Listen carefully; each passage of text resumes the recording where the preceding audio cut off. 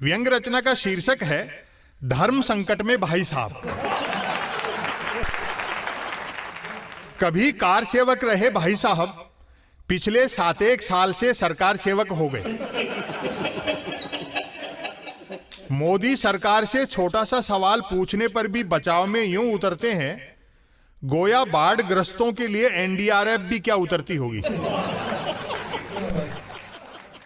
भाई साहब का दावा है कि मोदी सरकार शाश्वत है और तब भी बची रहेगी जब सृष्टि नष्ट हो जाएगी। भाई साहब के मतानुसार भारतीयों का भविष्य काल तभी उज्जवल हो सकता है जब वे भूतकाल में उलझे रहें।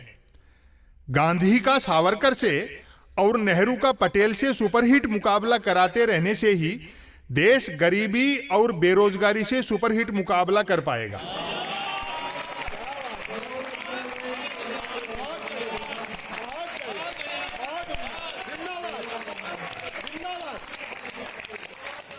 भाई साहब दुनिया की हर समस्या के लिए नेहरू को जिम्मेदार मानते हैं। उनके अनुसार सिंधु घाटी सभ्यता को उजाड़ने के पीछे भी नेहरू ही का षड्यंत्र था। भाई साहब को गंभीर शिकायत है कि 600 साल पहले बाबर और इब्राहिम लोदी के युद्ध में इब्राहिम लोदी की पराजय का मुद्दा यदि नेहरू ने 600 साल पहले ही संयुक्त राष्ट्र संघ में उठा दिया होता तो भारत में मुगलों का शासन नहीं होता।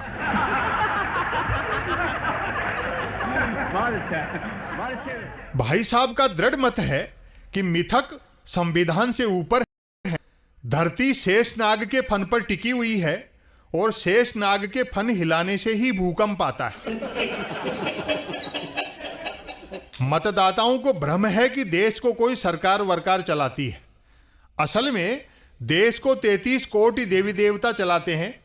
भाई साहब के अनुसार भारत में बरसात पहले भी देवराज इंद्र कराता था और आगे भी देवराज इंद्र ही कराएगा। भारत की सीमाओं से बाहर बरसात कौन कराता है, भाई साहब को इसकी कोई जानकारी नहीं है। भाई साहब उर्दू से चिढ़ते हैं और तत्सम हिंदी का प्रयोग करते हैं।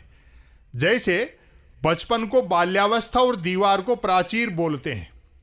उन्हें कतई सहन नहीं है कि कोई प्रतिष्ठा को इज्जत कहे।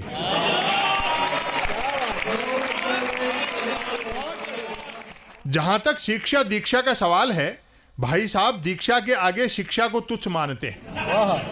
अपनी 5वीं कक्षा तक बमुश्किल हुई पढ़ाई को वे प्रभु श्री राम के वनवास